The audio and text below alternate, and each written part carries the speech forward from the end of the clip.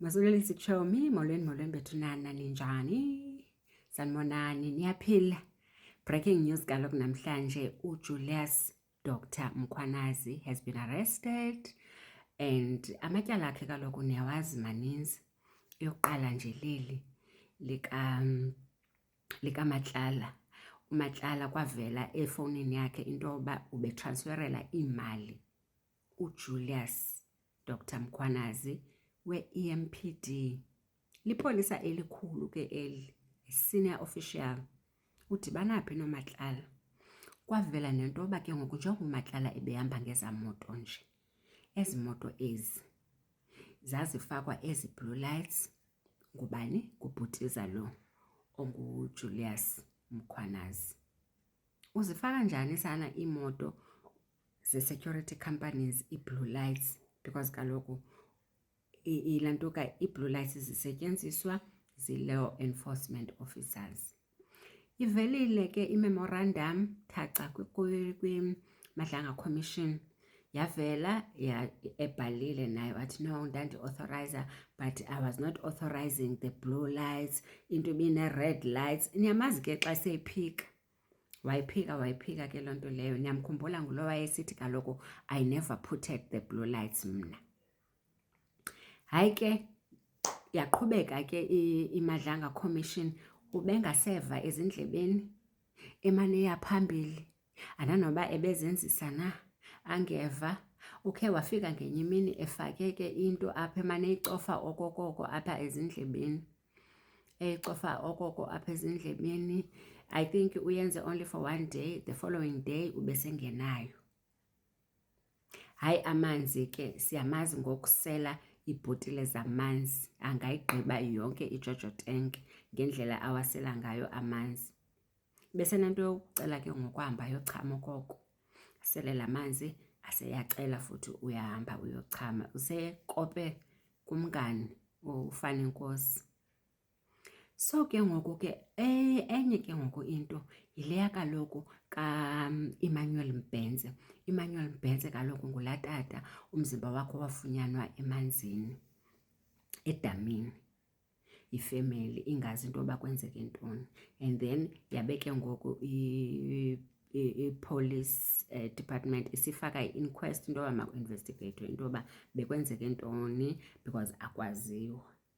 So kuthiwa ke uthi u-IPD kwakungafanelanga into yoba bafake i-inquest because amapolisa aye on site. Kwakufanele kufakwe ntoni?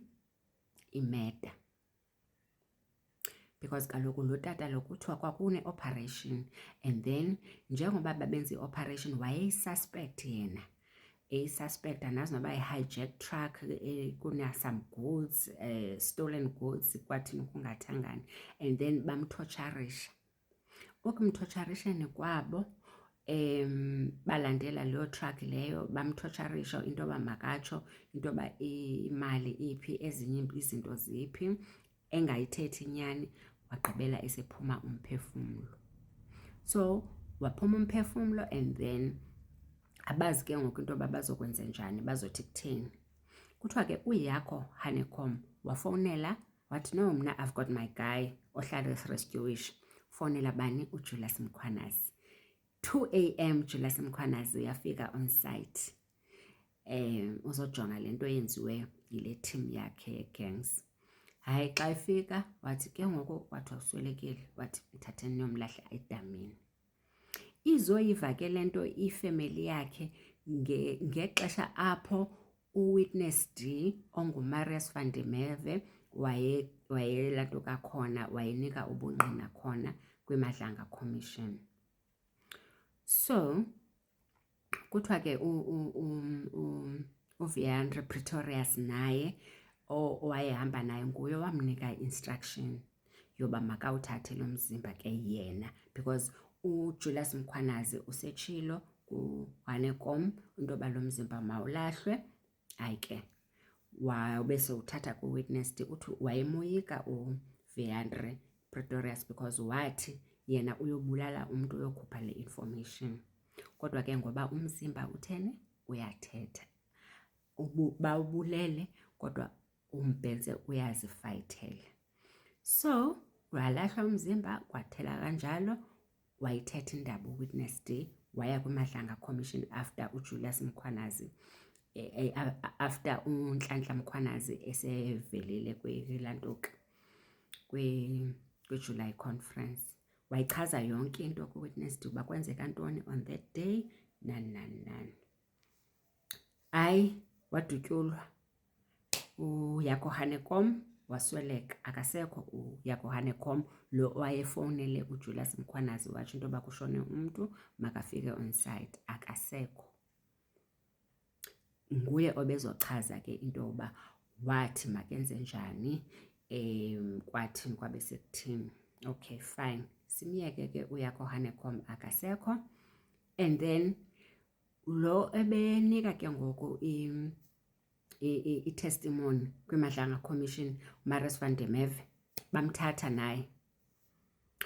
Udutyulwe ke naye uWitness D lowo onguMarius van der Merwe akasekho. Yababona ngoku Hanekom, Marius van der Merwe. Size apha ke ngoku kulo. Hayi, kuthe sisathi hayi. Nango uViandra Pretorius, lo owayethuma uWitness D into yoba makathathe umzimba hamba ulahle edamini. Ngqo. Sebedubula yena ke ngoku futhi. Hayibo, ngowesithathu. So kuthiwa ke bane abantu ababe involved kule case, because bayi-12 xa inani selidibene, bane. So abangasekhoyo ke ngoku bayabulalana. Niyabona le ndlu emhlophe into yoba yiyo ehamba phambili nabethu nani, uVan der Merwe, uHanekom, bani. Hayi. And then kuphinde ke ngoku kube khona enye operation ke ngoku nayo eye yatsala, yaba nomtsalane kakhulu kule case. Yaselantukeni ke nayo ayiso yaseBrakpan njengale kaMbhense, yona yaseRosebank. Kuthiwa hayi, team yakhe uJulius yafika yareda umzi kaMr Prince, reda umzi, bafuna ilantuka i-rocks, bathi sivulele ziphi rocks or the stones or bani. Hayi, wabakhombisa, bancedwe yi-footage because bathatha ezo zinto eziwetha 14 million. Bathatha bahamba nazo. Kuyabuzwa ke ngoku into yoba beniyokwenza ntoni pha, nanithunywe ngubani, babeyifumana phi i-complaint. Uyatsho uJulius, hayi babethunywe ndim. Why? Hayi, ndandithethe noMaseko. uMaseko lowo ongasekhoyo, kuthiwa musudlala ngoMaseko ngoba engekaze akwazi uziphendulela. Musa nje ukudlala ngayo ngoba ngeke akwazi ukuziphendulela. Hayi ke, wathi okay, aba bona bathi bona babefumene instruction from Motso. Who's Motso? Akaziwa uMotso. Kodwa on site, on cameras, kuvela abantu bakaMkhwanazi, i-EMPD kaMkhwanazi. Kodwa kuthiwa kwakukhona nilantuka ne-JMPD. Ayiveli i-JMPD tu, kodwa uMkhwanazi uthi hayi, it was a joint operation. Joint operation njani? Kungabonakali nditsho nakwi-videos. Apparently ke kuthiwa ke naye uJulius Mkhwanazi wayekhona on site, uvumile naye uba wayekhona on site on the day, epake phaa ecaleni, uthi wayezojonga. Niyazibona ke izinto ezidala into yoba ke ngoku abanjwe. Niyazibona, it's the rock. And then phinde futhi ke kube khona ke ngoku uMike van Wyk. Hayi, nalibhulu kaMike van Wyk mntakabawo, ethi nje Mkhwanazi emrhalisela ngemali. So ithini into? Did you go for honeymoon? Kwathi ungathangani. Ndidinga ukukubona, my boss that is paying us, meaning yena and Mkhwanazi, has a problem with ilantuka i-blue lights. Ufuna badibane and discuss this further. Kuyabuzwa into yoba ke ngoku paying wena ukwi-payroll kaMatlala. No, it's a business partner. Business partner ngubani? Wathi ucela ubhala phansi. Hey, sikhathela nguMkhwanazi. Izinto ebezitsho, okokuqala nje waqala wathi kuswele kumamakhe, and then iMadlanga yafanda out into yoba ayingomamakhe lo ebeswelekile, njengoba bezocela into yoba apostponelwe nje. So zininzi wethu izinto, and usazophendula laa Mkhwanazi, yho, ndiyamsizela shem.